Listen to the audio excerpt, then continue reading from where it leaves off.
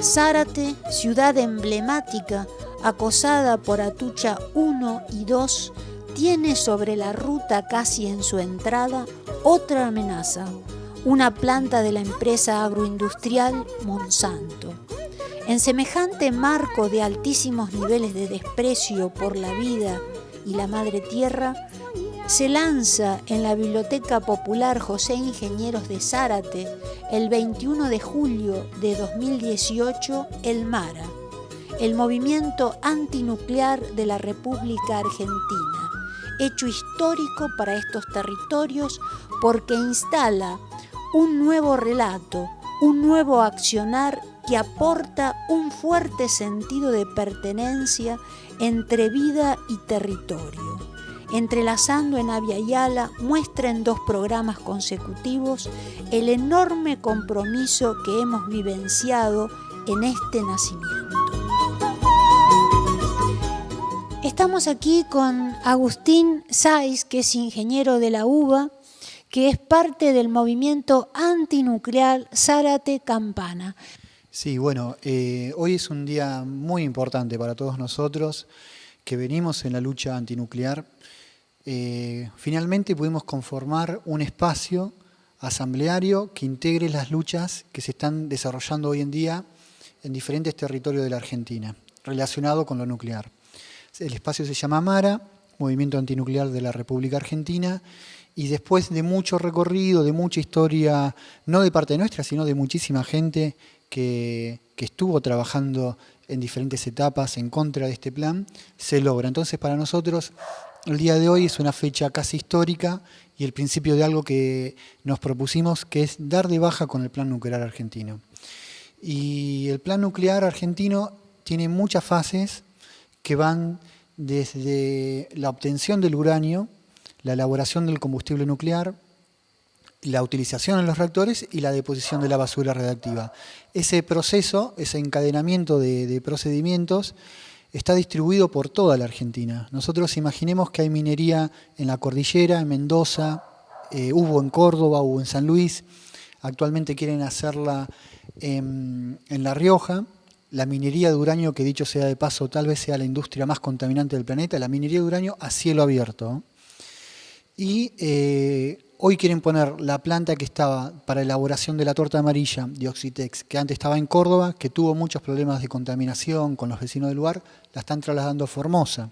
Entonces ahí ya tenemos una distancia desde la cordillera, desde las provincias mineras a Formosa.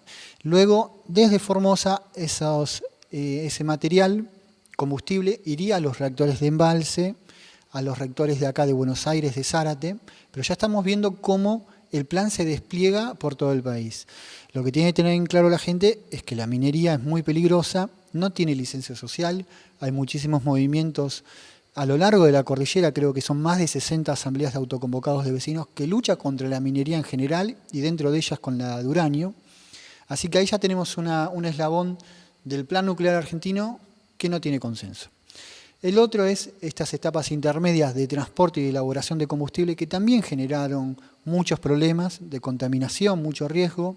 Hay antecedentes en la Argentina de ese problema, pero finalmente hay una etapa que tiene que ver con los reactores. Nosotros estamos en la provincia de Buenos Aires, acá está funcionando Atucha 1 y Atucha 2, y es un riesgo permanente que está amenazando el río Paraná y las poblaciones alrededor. Un accidente nuclear puede tener un despliegue de muchísimos kilómetros. El de Chernobyl, por ejemplo, Chernobyl se detecta en Suecia a 1.200 kilómetros de distancia. Desde Ucrania se detecta en Suecia, ahí comienzan a destapar qué es lo que estaba pasando en Ucrania. Y nosotros, en un radio de 100 kilómetros, tenemos Capital Federal, tenemos localidades sobre el Paraná muy pobladas, la zona de San Fernando, Tigre, Escobar, Campana, Zárate, y aguas arriba también, ¿no? Hay muchas localidades sobre el Paraná donde hay una población que está en riesgo. No solo es la población humana, sino la posibilidad de que una catástrofe inhabilite para siempre un ecosistema tan maravilloso como es el del río Paraná, único en el mundo. Y por último, la última etapa del Plan Nuclear Argentino tiene que ver con la basura radioactiva, que no hay solución ni le va a haber. La basura radioactiva se está acumulando en los reactores. Hay procedimientos para encofrarlos con cementos, con plomo, con distintos materiales, dejarlos también un tiempo prolongado en las piletas de enfriamiento, que son basureros temporarios, no son definitivos. Pero después sí está la necesidad de un basurero, que ahí sí, la Patagonia muchas veces fue, junto con Australia, por estar en zonas geológicas equivalentes, candidatas por el lobby nuclear de todo el planeta para enterrar la basura radioactiva, no solo que se produce localmente, sino internacionalmente. Nosotros tenemos antecedentes de Gastre, por ejemplo, donde querían hacer el basurero nuclear en Chubut, porque hoy en día en aquel entonces estaba funcionando Embalse, Atucha 1, pero hoy en día está Atucha 2, y están los proyectos suspendidos de Atucha 3 y del quinto reactor, que por ahora están suspendidos, pero con reactores funcionando se justifica un proyecto desde el punto de vista lógico para darle un enterramiento. Ahora, eso sí, a nadie le gusta tener un basurero nuclear, porque a la larga no hay posibilidad de contener la basura radioactiva. Los grandes basureros nucleares del mundo son un fracaso. Uno de los más importantes es el de la zona de Washington, donde está Three Mile Island, que es donde se produjo el proyecto Manhattan, donde había 7 reactores y donde se enterró una cantidad de basura radioactiva que hoy amenaza directamente, que no se puede contener, porque más tarde o más temprano las estructuras fallan, colapsan. Es así de sencillo. En Buenos Aires tenemos un antecedente muy malo, que es el del basurero del Centro Atómico de Ezeiza, que está muy mal ubicado, es el único basurero nuclear del mundo que está en la cabecera del aeropuerto, en un aeropuerto que ya tuvo un accidente en la década del 70 con aviones. Y ¿por qué lo menciono? Porque la misma Comisión Nacional de Energía Atómica que propone estos proyectos tiene antecedentes que no le dan credibilidad, ¿no?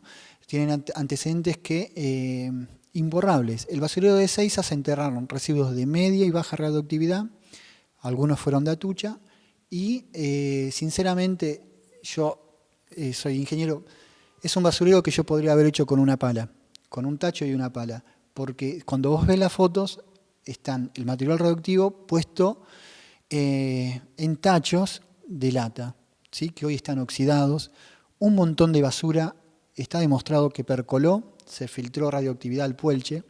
El Puelche es un acuífero enorme de la provincia de Buenos Aires que va desde Zárate, llega a Esteban Echeverría, La Matanza, donde se abastecen muchísimas embotelladoras, por ejemplo, de agua de consumo. Sí, de agua, de gaseosas, cervecerías. Entonces, se sabe que filtró radioactividad. Cuando quisieron avanzar con esas investigaciones, un poco las frenaron, incluso desde la Agencia Reguladora Nacional, que en un momento fue un organismo propuesto en la época del Alfonsín para tener control sobre la energía nuclear y hoy forma parte del lobby, y no se sabe la expansión de esa contaminación, no se sabe qué impacto realmente tuvo. Lo que sí se sabe, por ejemplo, es que se perdieron material radioactivo como por ejemplo plutonio, y esto lo quiero mencionar, porque el plutonio se obtiene como resultado del proceso de la fisión, o sea, el resultado de de fisionar combustible nuclear es obtener el plutonio, y se hizo como investigación para fines militares. Entonces, ese es un poco el panorama del ciclo nuclear que está extendido en toda la Argentina, que arranca en la minería, que creemos nosotros que desde Zárate tenemos que darle un punto final, porque desde acá se están motorizando muchos proyectos que tienen que ver con el plan nuclear. Desde acá hay un discurso que habla del progreso, del desarrollo científico, que ya impactó en el interior del país y va a seguir impactando, y mientras nosotros estamos en un riesgo permanente. De eso se trata el MARA, de un espacio para que todos participemos, todos desde Buenos Aires, desde Capital Federal, desde provincia, desde otras provincias. Tenemos la obligación y el derecho de elegir si queremos energía nuclear en la Argentina o no. No tenemos por qué vivir en Zárate, no tenemos por qué vivir en Embalse, en Córdoba, para formar parte de esta toma de decisión.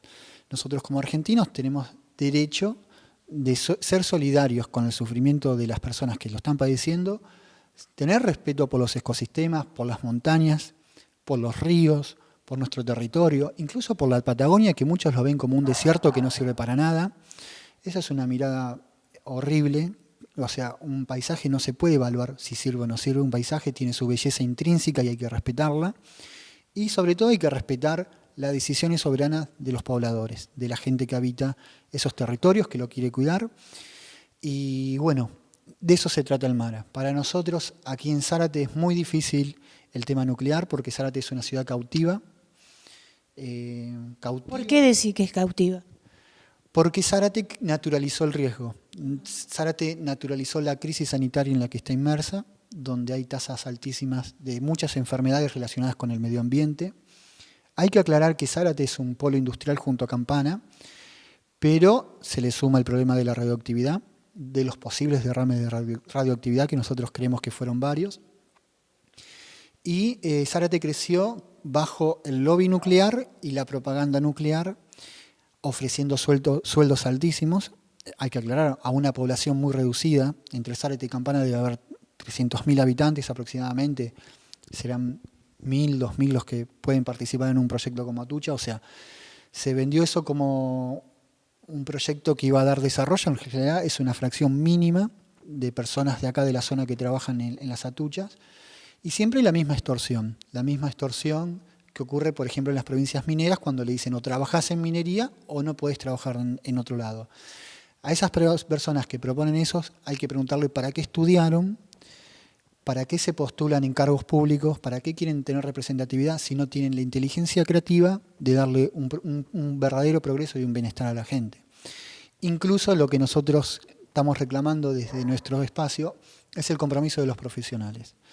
Los profesionales que tienen que ver con la salud, los profesionales que están atendiendo gente en la zona saben muy bien qué es lo que está pasando.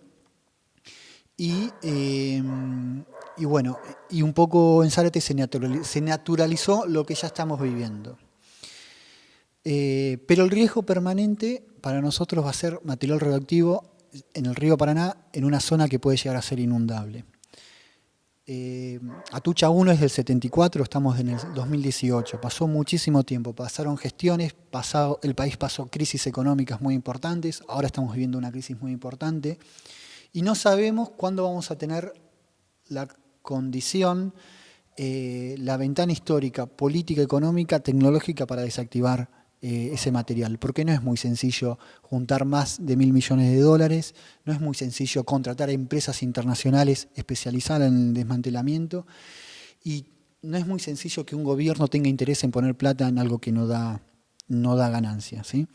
Porque desmantelar un reactor no da ganancia. ¿Cómo se apaga además? ¿Cómo se apaga? Entonces, ahora tenemos ese problema. Nadie nos puede garantizar cómo va a estar Argentina en el 2050. Nadie nos puede garantizar cómo va a estar el mundo en el 2050. Pongo una fecha lejana, porque los proyectos nucleares se extienden hacia ese horizonte. Nadie va a poder proyectar, anticipar cuál va a ser la coyuntura política, si va a haber una Argentina fuerte, soberana, o si va a haber una Argentina hambriada, sometida. Eso no lo sabemos. Y por eso creemos que mientras haya material radioactivo cerca del Paraná, va a ser un peligro. No nos vamos a quedar tranquilos.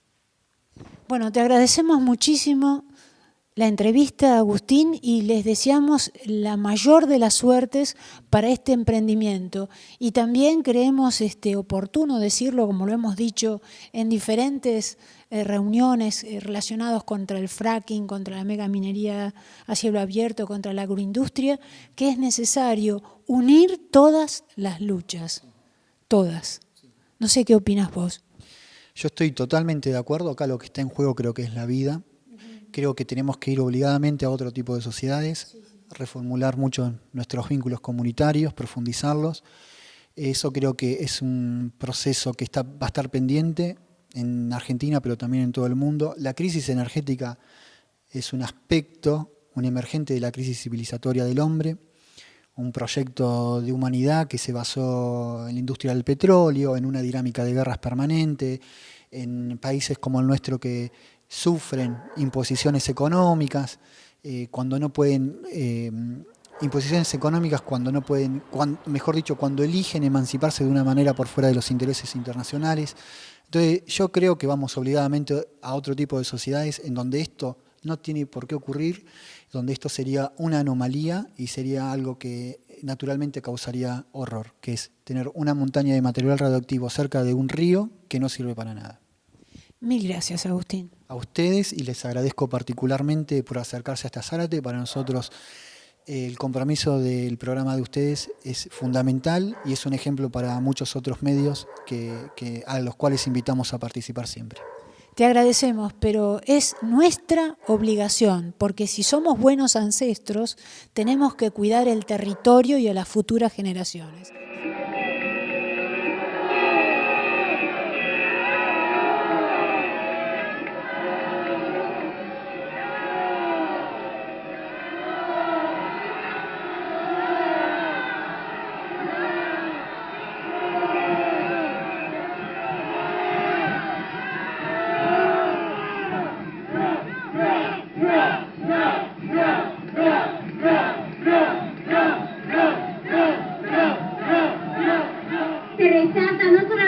construcción de centrales nucleares, sino también la profundización del plan nuclear en todo su ciclo. Basta ya de minería de radiactivos, basta de residuos que contaminan por miles de años, basta de mentir sobre una energía que no es renovable, que demanda sumas brutales en términos económicos, que hipoteca a los pueblos, que enferma, que contamina, que destruye, que alimenta el negocio de las armas. Basta ya de utilizarnos como un laboratorio experimental. Le decimos no a la industria nuclear. Esa lucha no se encuentra aislada de las otras luchas. Contra la megaminería del oro, el cianuro, en defensa del agua, contra los agroquímicos, las semillas transgénicas y en defensa de la soberanía alimentaria, de la salud de los pueblos fumigados. Por un territorio libre de fracking, contra las papeleras y todo tipo de industrias contaminantes del pueblo se levanta. Nos oponemos a las políticas extractivistas de este y cualquier gobierno.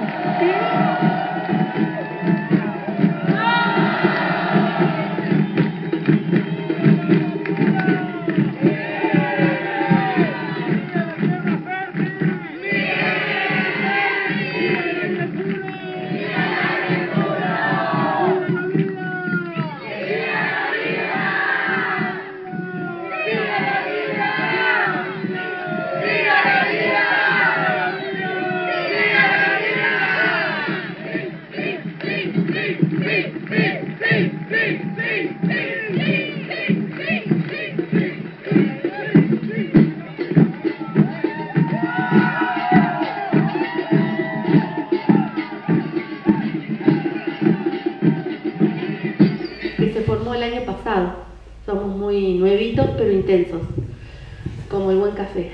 Bueno, y bueno, en Río Negro contamos con actualmente con el Centro Atómico Bariloche, que todos conocerán o habrán escuchado hablar, con la planta de enriquecimiento de uranio de Pilcanilleu, la cual no tiene actividad actualmente, con INVAP, que es el Centro de Investigaciones Aplicadas,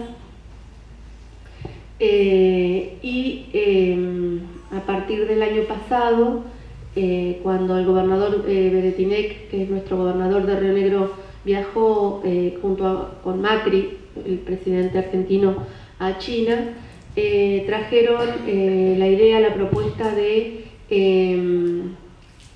emplazar en las costas de nuestro golfo la planta nuclear, ¿sí?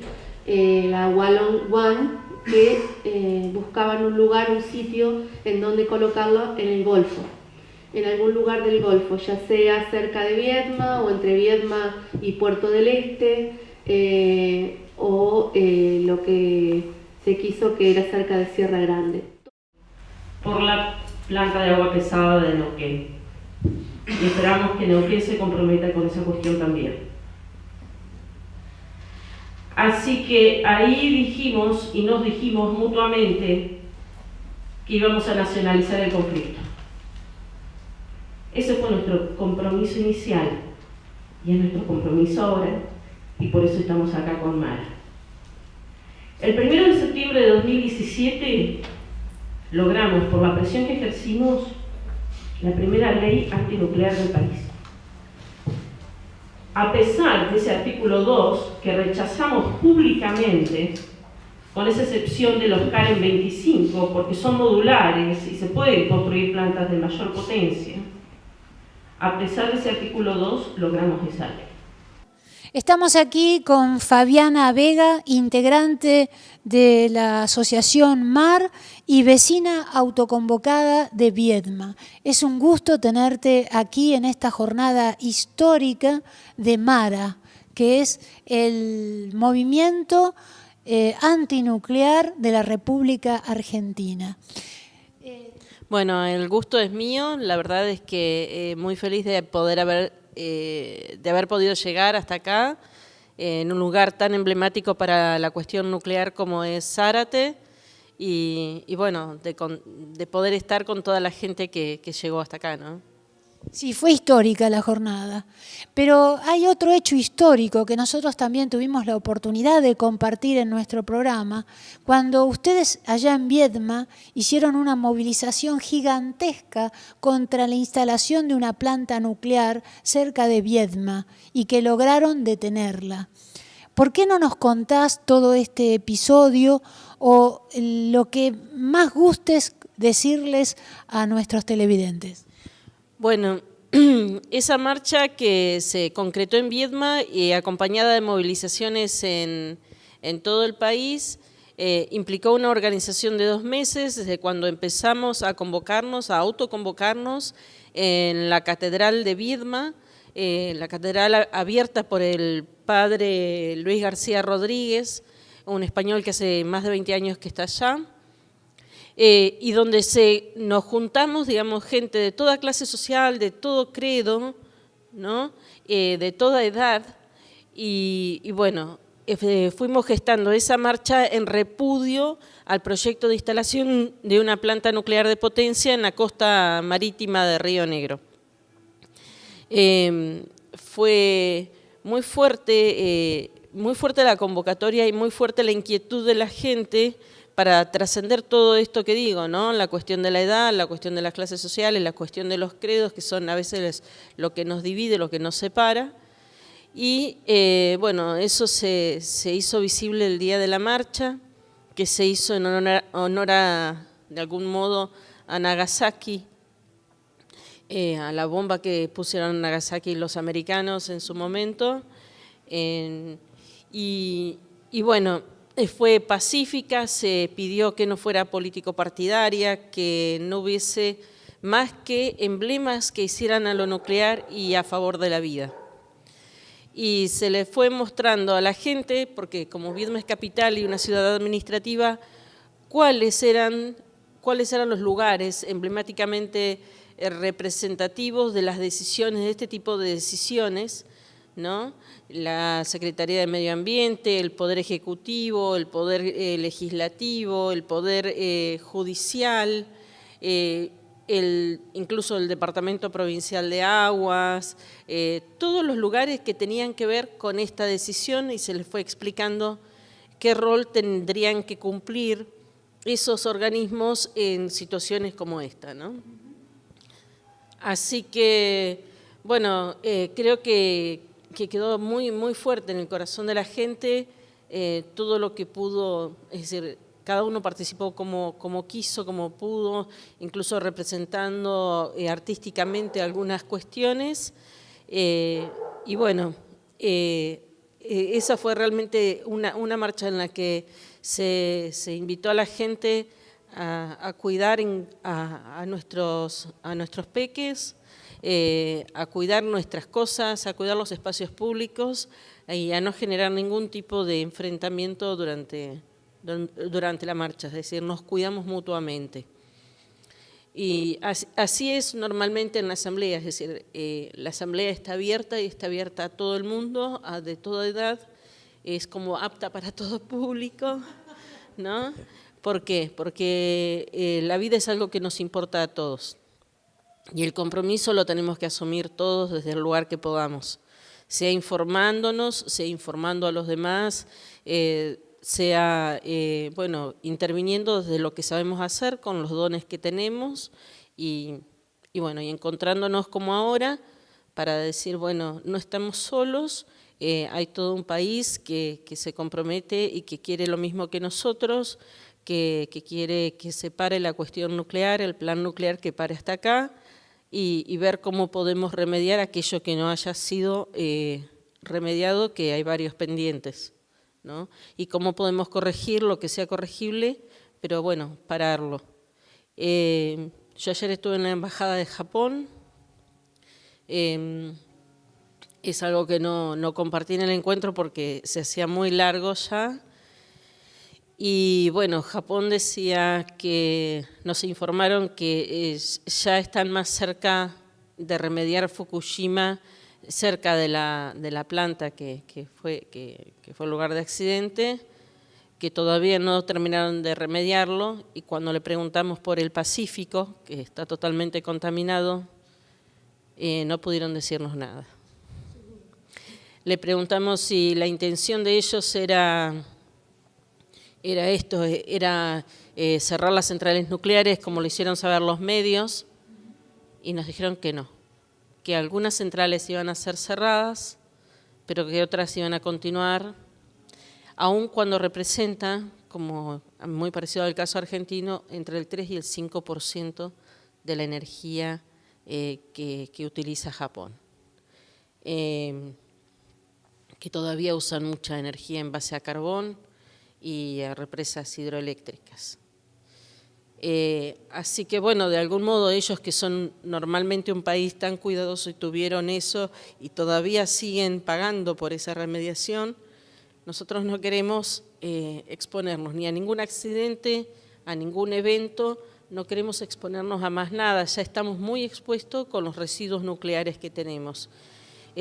Planteamos por qué un país como Japón y planteamos por qué un país como Argentina, con tanto litoral marítimo, no podemos generar energía undimotriz, energía mareomotriz, y qué intereses hay detrás de la energía nuclear que no son pacíficos, es decir, eso interpretamos nosotros, que hay otros intereses que no hacen a la paz, ¿no? Además de los costos altísimos de sostener la energía nuclear. Y además los costos altísimos del respeto a la biodiversidad, que no quedaría nada vivo. Sí, es decir, de hecho, Chernobyl sigue siendo un desastre a pesar de las inversiones para su remediación.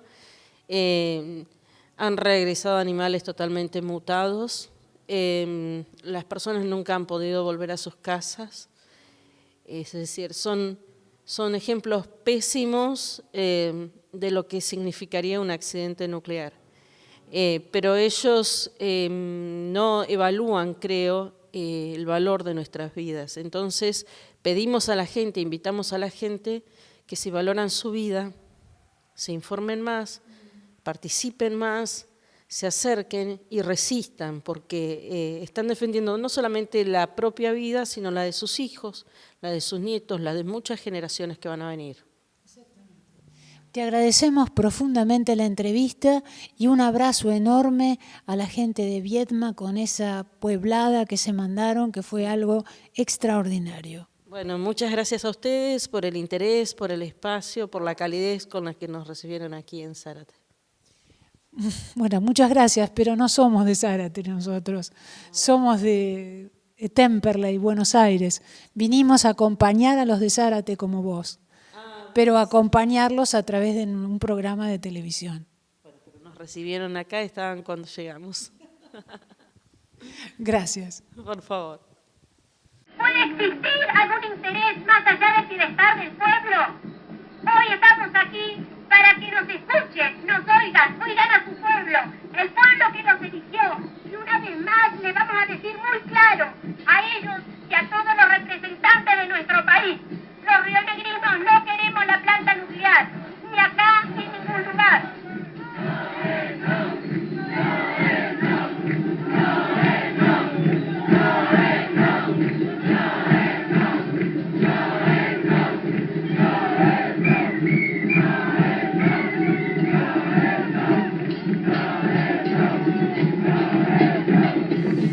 Estamos aquí con Giulio Soldani, licenciado en Filosofía, activista socioambiental, filósofo fantástico, y vamos a empezar hablando sobre la energía nuclear y la relación que existe entre la materia y la energía. ¿Por qué no nos hablas al respecto?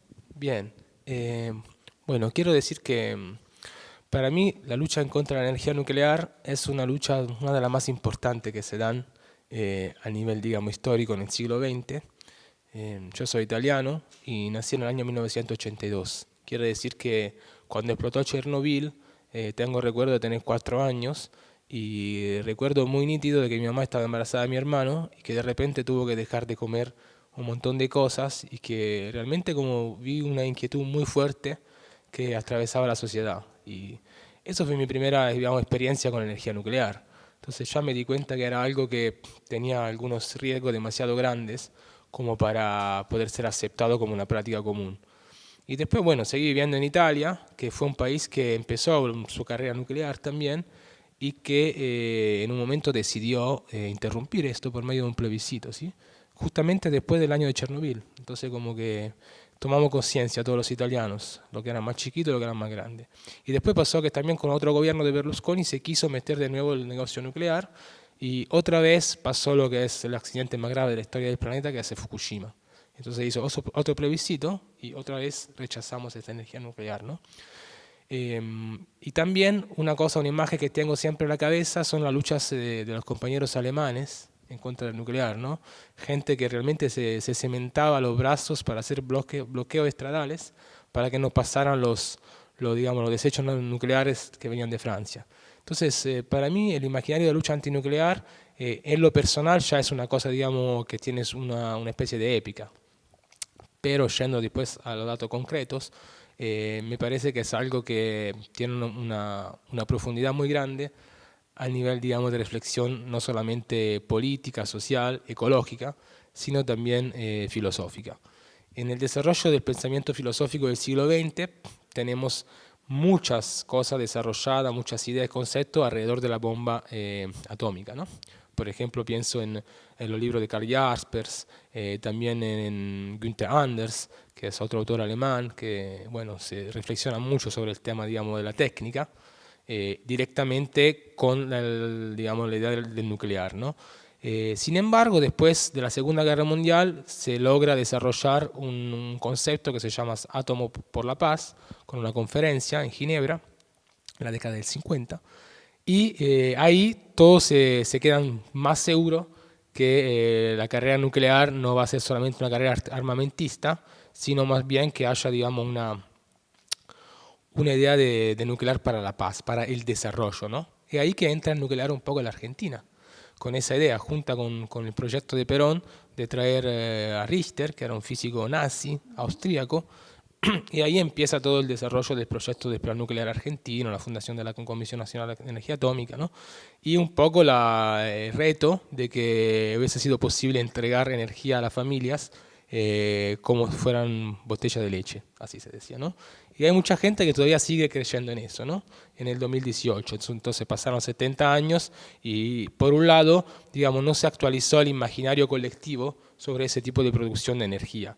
Y eso es muy grave en realidad, primero porque en Argentina sabemos que ese ciclo, digamos, de energía nuclear no es solamente el riesgo que tiene el accidente de la central nuclear, sino que conlleva una serie de factores que son, por ejemplo, la minería de uranio, altamente contaminante, que son, digamos, los desechos radiactivos, a los cuales todavía no tenemos, digamos, una solución para poderlo, digamos, para deshacernos de una forma, digamos, limpia, y también la producción de plutonio, que se usa para hacer armas, ¿sí? Entonces ya tenemos estos puntos, sin entrar demasiado en el aspecto técnico, que nos hacen ruido.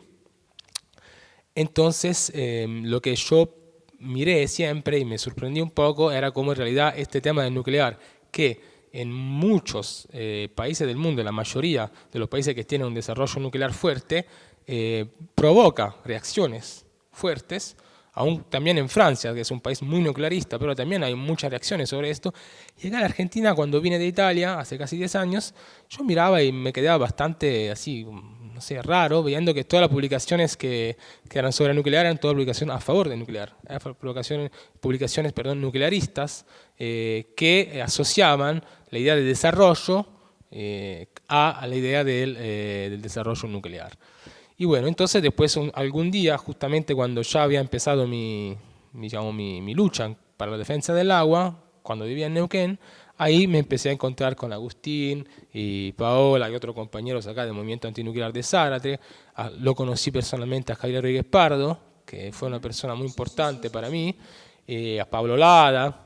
Y bueno, entonces ahí empezamos un poco a charlar un poco más sobre lo que, bueno, ha sido en realidad la lucha antinuclear en Argentina, porque tampoco hay que decir que no hubo nada de lucha, como que seguramente lo que hicieron los chicos acá en Zárate Campana, y mucho más aún lo que hizo Javier Rodríguez Pardo, o sea, la lucha en contra del basurero nuclear en Gastre, es una cosa como épica en realidad, ¿no?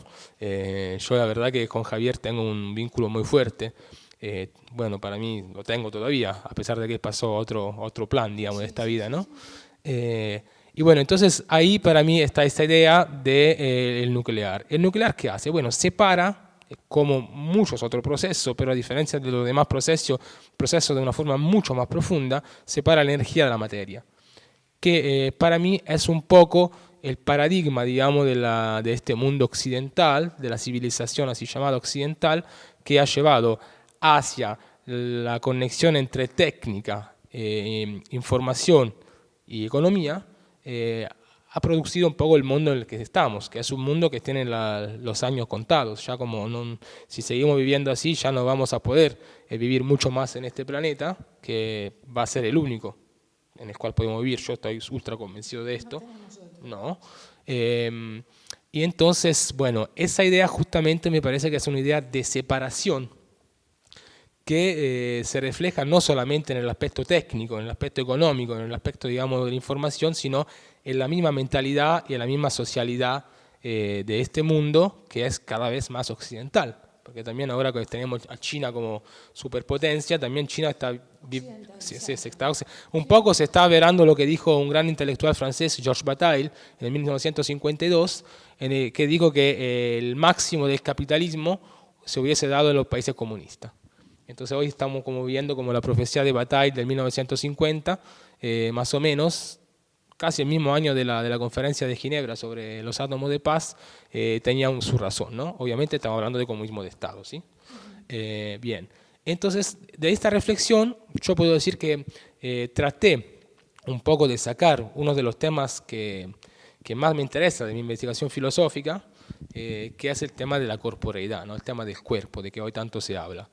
Y para mí justamente esta separación entre la mente y el cuerpo es un reflejo o digamos una raíz de la separación actual que vivimos muy profunda entre la energía y la materia, ¿sí? Entonces digamos que más allá, digamos, de la cuestión ecológica, que es fundamental porque tenemos esto para vivir, yo digo que también mi oposición al extractivismo en general y a la energía nuclear en particular también se raiza en este tipo de concepto, ¿no? En el tratar de reproducir un pensamiento holístico que trata de enlazar realmente la sinergia real, ¿no? Porque no puede existir materia sin energía, no puede existir energía sin materia, por lo menos en esta dimensión, digamos, ¿no? Y bueno, y de ahí justamente también una investigación, una búsqueda hacia una recomposición de una cosmovisión, o sea, buscando elementos en varios lugares, puede ser en la espiritualidad oriental, en las prácticas, en la cultura de los pueblos originarios, o también en algunos pensamientos, digamos, de nuestra cultura occidental, ¿no? La idea de una ciencia diferente, de una medicina diferente, que vea el cuerpo como, digamos, centro de canalización energético y la energía de este cuerpo en relación con el ambiente, con la naturaleza, ¿no? Claro, en equilibrio y yo te diría casi en potenciamiento también, se potencia. Entonces, digamos que hoy para mí esta fecha es una fecha súper importante. Creo que a nivel histórico es una fecha que hay que agendarla, porque es la primera vez que se genera un frente de oposición nacional a la energía atómica en la Argentina. Es decir, que tenemos que estar muy conscientes de lo que estamos haciendo. El cauce de este evento es muy fuerte y tenemos un antecedente muy fuerte también en el que es el último rengloncito del artículo 41 de la Constitución Nacional, que habla del derecho al ambiente sano, que para mí es un poco la raíz, el emblema de cada lucha ambiental que se da en este país, y este rengloncito sobre el cual tanto insistió Javier Rodríguez Pardo para que entrara en el artículo 41 durante la reforma de la Constitución, que era justamente la prohibición de ingreso de basura nuclear en la Argentina. O sea, para que este país no sea nunca el basurero nuclear o el patio trasero de otros, y yo me espero tampoco de sí mismo. Entonces, como que la idea que algún día, cuanto antes, podamos festejar el cierre de cada tipo de actividad nuclear, la remediación de la mina de uranio, la idea que no avanza en los proyectos como Dioxitex, por ejemplo, de enriquecimiento de dióxido de uranio, y que nos quedamos todos más tranquilos y por ahí cada lugar pueda tener una fuente energética apropiada al espacio, a la naturaleza donde se encuentra y gestionada de una forma transparente, cooperativa, limpia y útil. Esa es un poco la idea, creo que tenemos todos los que estamos participando acá hoy, ¿no? Bueno, te agradecemos profundamente la entrevista y vamos a hacer otra nota en otra oportunidad. ¿Qué te parece? Muchísimas gracias. A ustedes, muchas gracias y por ahí nos vemos pronto. Gracias.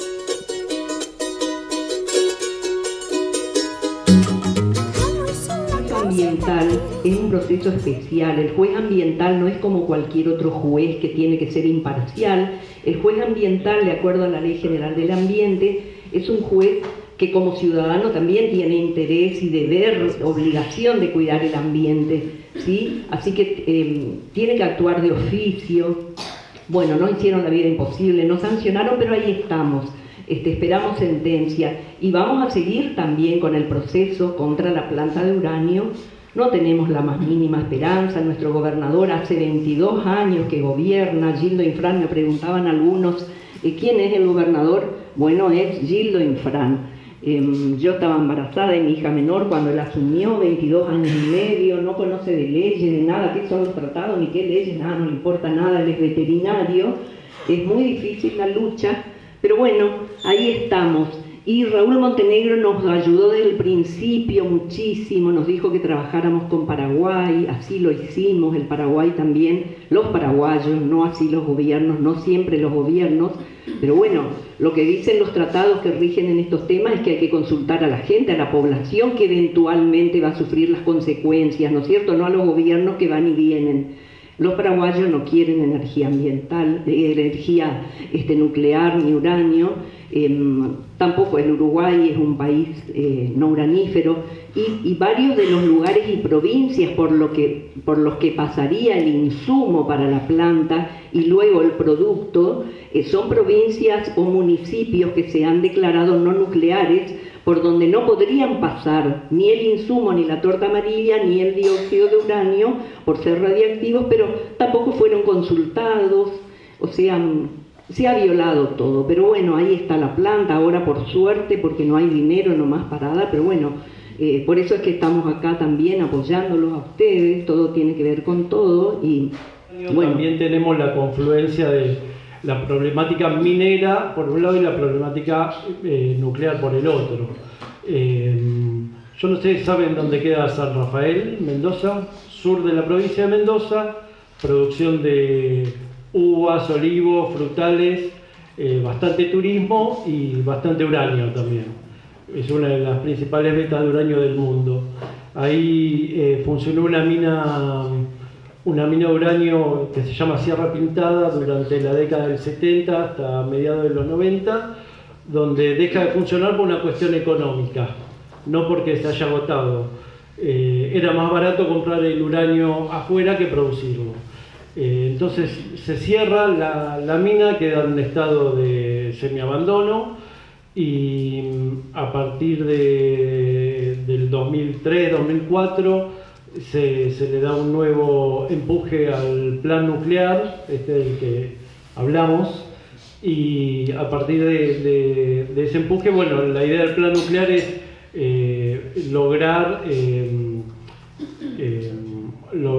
lograr llegar a completar lo que ellos llaman el ciclo del combustible nuclear, que de ciclo tiene bastante poco, porque algo cíclico es algo que, ¿no?, que se cierra y donde termina vuelve a empezar, algo que se retroalimenta.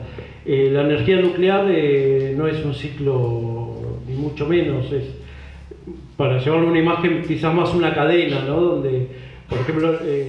Tenemos el gusto de estar aquí con Alejandro, que es productor agroecológico y que es parte de la Asamblea por el Agua de San Rafael, Mendoza. Y te queríamos preguntar, ¿cómo puede ser que un productor, no cómo puede ser, sino que nos expliques por qué un productor agroecológico está en una asamblea que defiende el agua en Mendoza, que está contra la minería de uranio, que está contra la megaminería en general, que está contra el fracking? ¿Por qué no nos explicás todo eso? ¿Y por qué estás hoy acá en la inauguración del MARA, el Movimiento Antinuclear de la República Argentina? Hola, ¿qué tal? ¿Cómo estás? ¿Por qué un productor agroecológico? En realidad yo hoy me presenté como productor agroecológico, pero yo estoy participando de los movimientos que se oponen a estas actividades como productor agroecológico y como ser humano también. O sea, como decía Atahualpa Yupanqui, lo primero soy hombre y lo segundo poeta. Bueno, primero soy una persona y después soy productor agroecológico. Hoy lo que hice referencia a mi actividad como para contar o mostrar que todos podemos participar de estas luchas o estas resistencias, que no hace falta ser ingeniero químico, ni ingeniero ambiental, ni tener un título referido propiamente a esas actividades, ni ser un ingeniero en minas.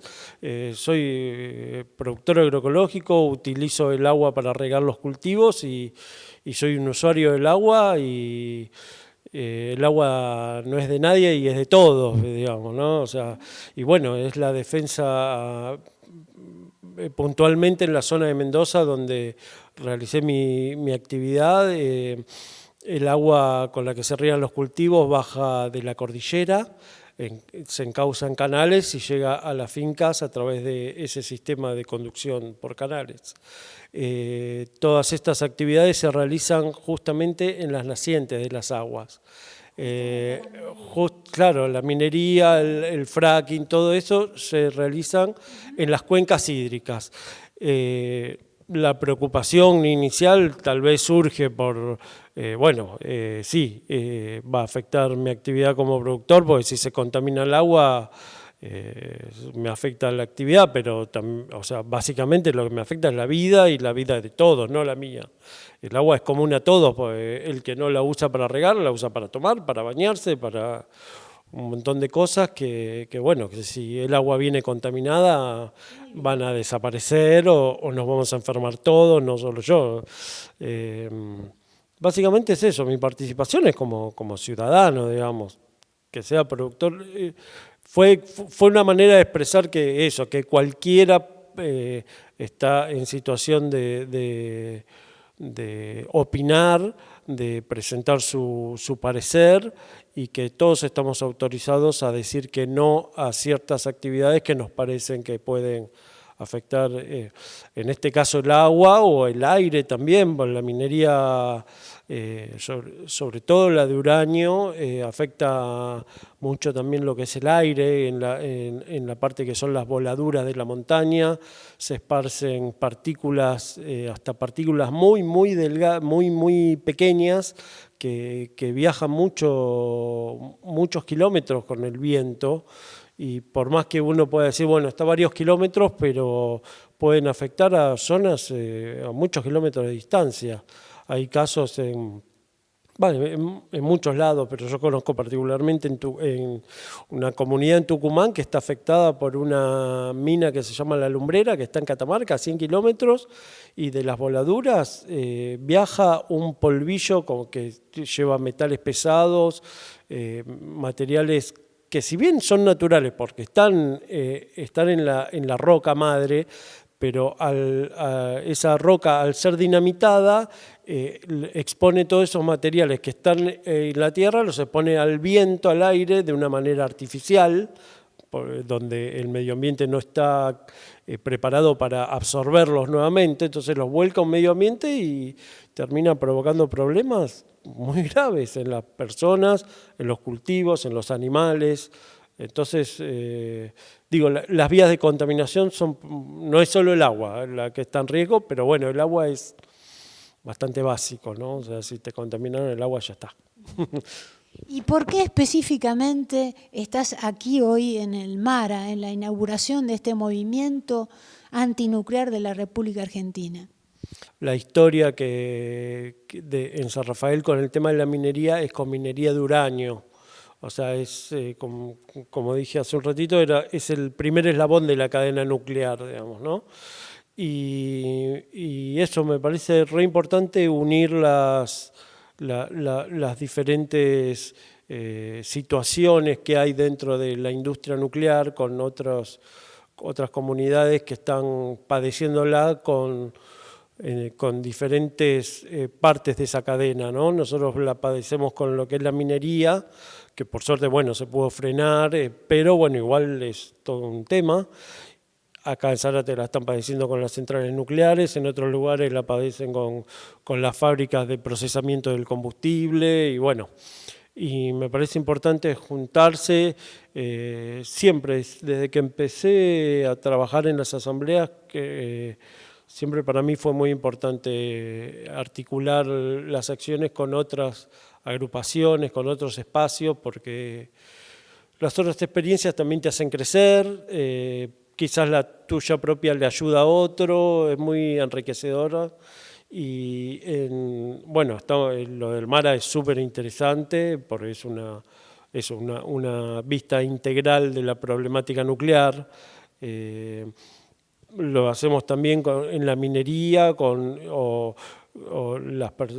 hay las asambleas que estamos en Mendoza defendiendo el agua de la minería o del fracking o de la minería del uranio. También participamos en encuentros donde quizás nos encontramos con gente que está padeciendo el tema de la soja transgénica o de las represas o de las papeleras. Hay muchísimas problemáticas, lamentablemente, hoy en la Argentina que están afectando un montón de comunidades diferentes, y hay algo que se va notando, que no son diferentes problemas, es un único problema que estamos teniendo, que es esta falta de respeto que estamos padeciendo a la madre naturaleza y que está expresada a través de estas empresas que son depredadoras y están atrás de la rentabilidad y de la obtención de dinero, sin importarles lo que le pasa a la gente que está cercana a sus emprendimientos. Y bueno, el problema es uno, en diferentes lugares tiene diferentes formas, digamos, pero es lo mismo, es la codicia humana ahí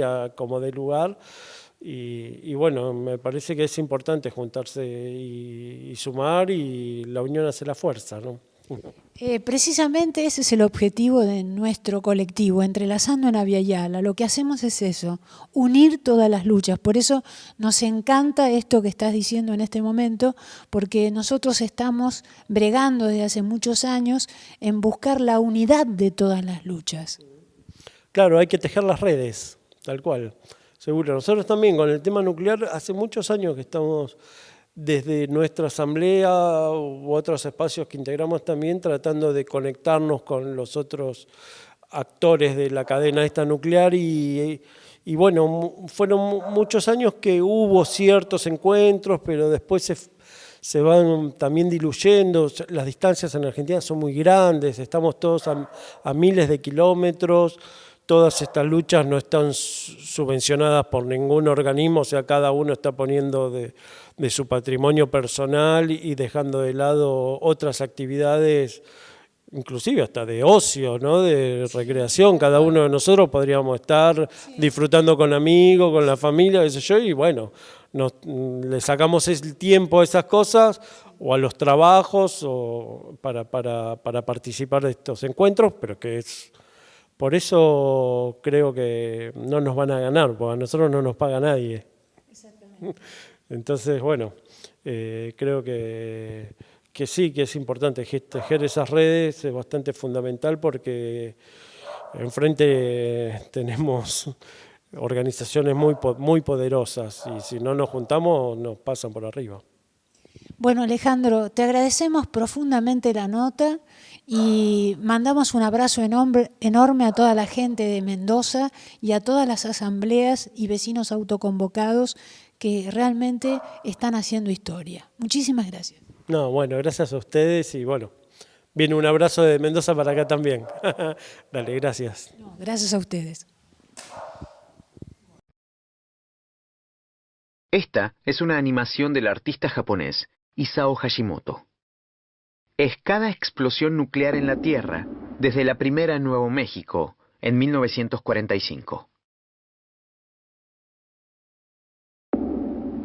Esa es Hiroshima. Esa es Nagasaki. Después, el atolón Bikini. Después, las pruebas soviéticas en Kazajistán, las británicas en Australia, y luego Francia, China, India y Pakistán. Despertemos, humanidad, ya no hay tiempo. Nuestras conciencias serán sacudidas por el hecho de estar solo contemplando la autodestrucción. La madre tierra militarizada, cercada, envenenada, donde se violan sistemáticamente derechos elementales, nos exige actuar. Juntémonos y sigamos con esperanza defendiendo y cuidando la sangre de la tierra y de sus espíritus.